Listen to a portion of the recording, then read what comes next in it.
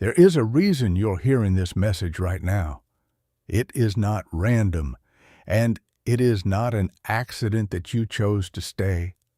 Something has shifted, and even if you cannot fully explain it yet, a part of you already knows. This change did not begin in them. It began in you. And the moment that shift happened, something subtle but undeniable started to move in the space between you. They may not say it. They may not even consciously understand it, but on some level, they feel it every single day. Most people go through life reacting to everything around them. A word, a look, a delay, a silence. Each small external trigger pulls on their emotions like invisible strings. And without realizing it, they give away control, because every reaction reveals something. It shows where you're vulnerable, where you're still seeking validation, where something inside you has not yet been understood. Carl Jung once suggested that what disturbs us is rarely about the external event itself, but about something unresolved within us. When something shakes you, it is not because it has power. It is because it touches a part of you that you have not yet mastered. And for a long time, that may have been your reality. You cared deeply. You analyzed every signal. You tried to understand what they meant, what they felt, what they were doing. You reacted, sometimes instantly, sometimes silently, but always emotionally. And in doing so, you made yourself predictable, easy to read, easy to influence. But something changed. Maybe it was gradual. Maybe it was a single moment where something inside you became tired of repeating the same pattern. The moment when waiting stopped feeling like love and started feeling like loss. That is where your transformation began. Because the truth is, not everything deserves your reaction. Not every silence needs to be answered. Not every confusion needs to be solved. The people who become truly untouchable are not the ones who feel nothing.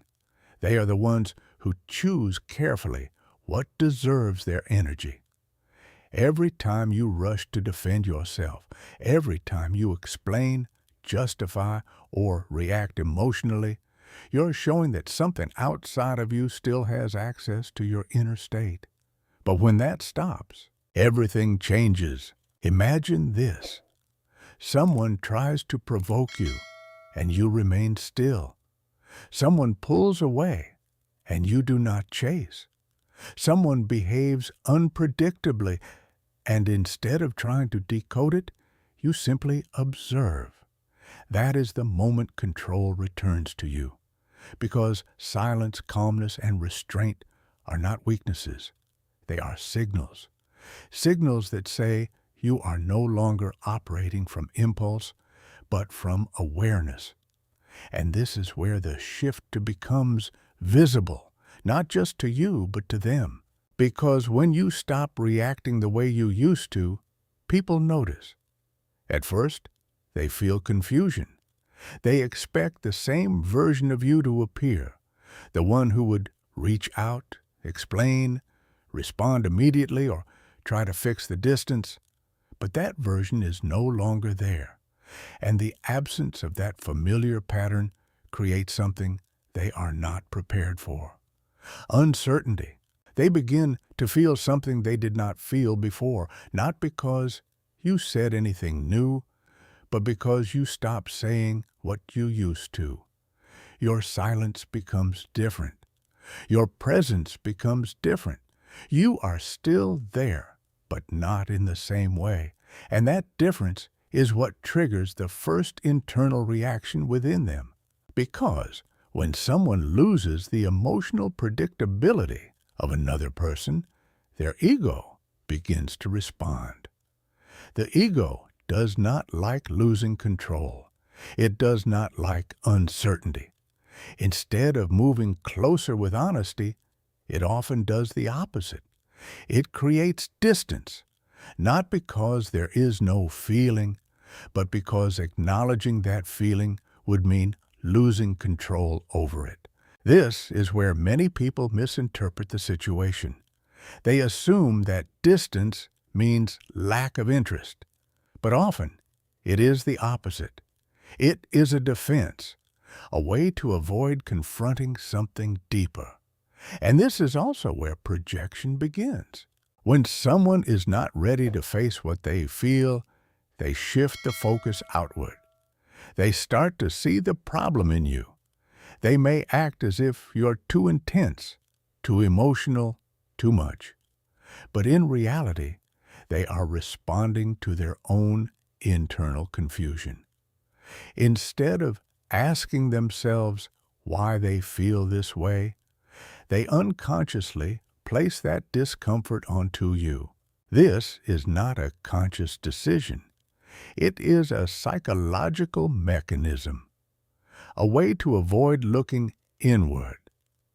Because facing one's own emotional depth requires vulnerability, and vulnerability feels like risk. But your shift disrupts that pattern because you are no longer reacting in a way that confirms their narrative. You are no longer chasing, explaining, or trying to resolve the tension. And without that feedback loop, they are left alone with their own internal state. And that is where things begin to intensify. Carl Jung spoke about the dual nature within every person. The persona, which is the version of ourselves we present to the world, and the shadow, which contains everything we suppress or avoid. When you were reacting, they could interact with your persona. Everything stayed on the surface. But when you changed, when you became still, something deeper was activated, because your presence began to touch their shadow, and the shadow is not comfortable. It contains unacknowledged emotions, fears, desires, and contradictions. When someone encounters this part of themselves, they often experience discomfort, confusion, or even resistance. But at the same time, there is also a pull, because the shadow holds something real, something honest. This is why their behavior may start to seem inconsistent. At times, they move closer. They check your profile. They watch what you post. They remain aware of you without directly engaging. Other times, they pull away. They go quiet. They create distance again. This push and pull is not random. It is the result of an internal conflict between what they feel and what they are ready to admit. And then something else happens. The moment they sense that you are no longer chasing, a specific reaction begins to emerge. It is subtle at first, but it grows stronger over time. It is what can be described as attachment tension. The realization, even if unconscious, that they may actually lose access to you. And this is where their attention shifts. They start to observe you more closely, not openly but quietly. They notice your absence. They notice your calm. They notice that your energy is no longer directed toward them in the same way. And that creates a gap, a space where something used to be. And the human mind does not like unresolved gaps. So they begin to test, not directly, not openly, but in small, almost insignificant ways. A message that seems casual, a reaction that could mean nothing or everything, a brief moment of visibility. These are not random actions. They are attempts to measure something, to see if the connection still exists in the same form. But here's the crucial point. These tests are not about controlling you. They are about understanding whether it is safe for them to feel what they feel. Because when someone is unsure of their own emotional position, they do not move forward with clarity. They move cautiously, indirectly. They look for signals. They look for reassurance without exposing themselves completely. And this is why your response, or lack of response, becomes powerful. Because when you do not react impulsively, when you do not fall back into old patterns, you create a new dynamic, one where they can no longer rely on predictability, one where they must face their own uncertainty, and uncertainty, when sustained, leads to awareness. They begin to feel things more intensely, not because you did something, but because you stopped doing what you used to. Your silence becomes a mirror. It reflects back their own emotional state. And this is where control shifts completely, because you are no longer operating from a need to be understood, validated, or chosen. You are operating from a place of internal stability, and that stability cannot be easily influenced. But this is only the first layer of transformation, because beyond not reacting, there is something even more powerful: the ability to let go. Letting go is where this transformation deepens, because there is a truth that many people resist for far too long. Attachment feels like strength, but often it is the source of vulnerability. The more tightly you hold on to something that is uncertain, the more power you give it over your emotional state. And the more power it has, the less control you have over yourself. Most people struggle with letting go because they misunderstand what it means. They believe that releasing something is equivalent to losing it, that stepping back is a form of failure, that walking away means giving up on something meaningful. But in reality, letting go is not about loss. It is about alignment. Carl Jung described detachment not as coldness, but as a necessary step toward individuation, the process of becoming whole within oneself. Because as long as you are bound to something you cannot control, you remain divided. Part of you is always waiting, always hoping, always reacting. But when you release that grip, something unexpected happens. You return to yourself. Think about the things you have held on to, the conversations you replayed, the moments you tried to reinterpret, the situations where you stayed longer than you should have.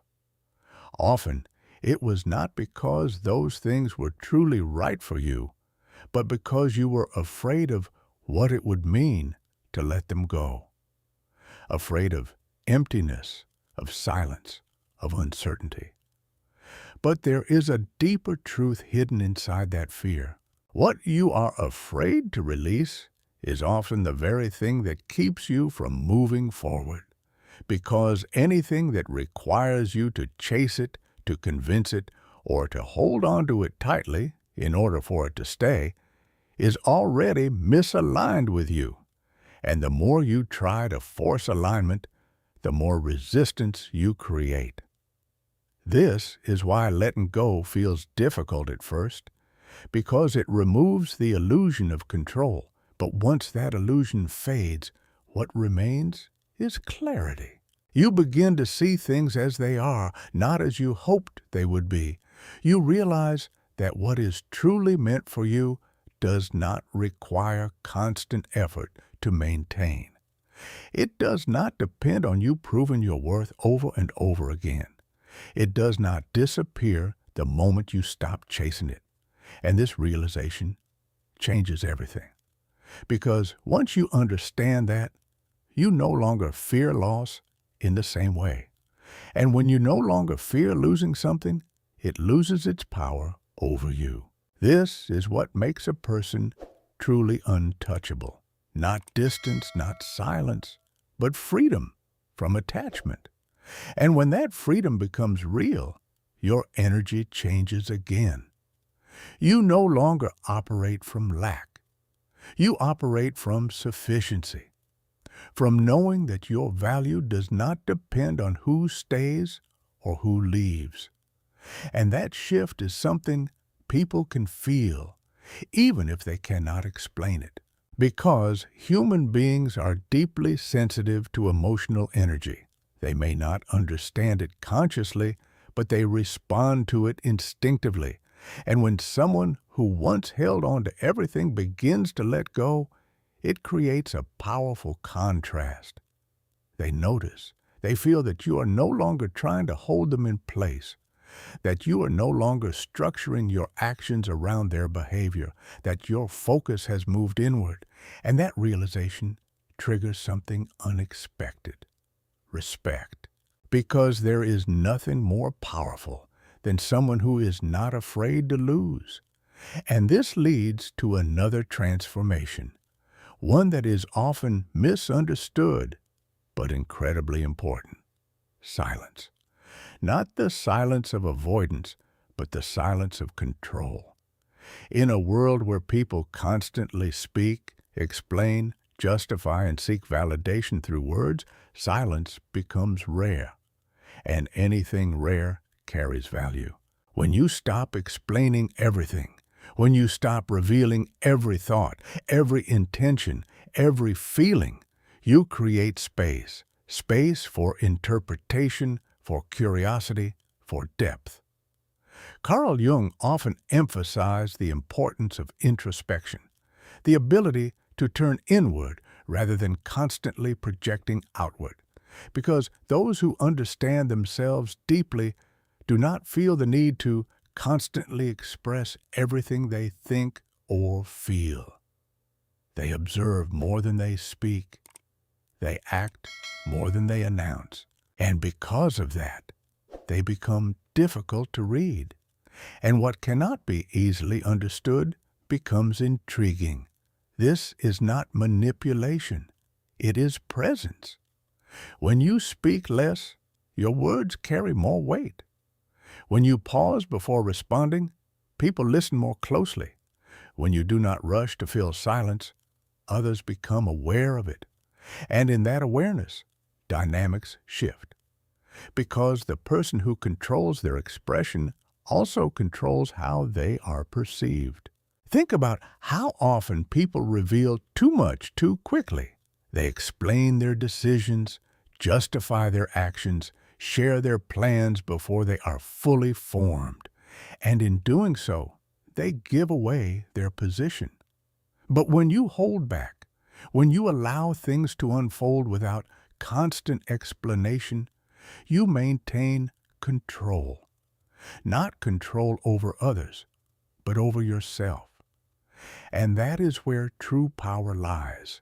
Because the more grounded you become internally, the less you need external validation, the less you need to prove anything, and the less you need to prove, the more others begin to assign value to your presence.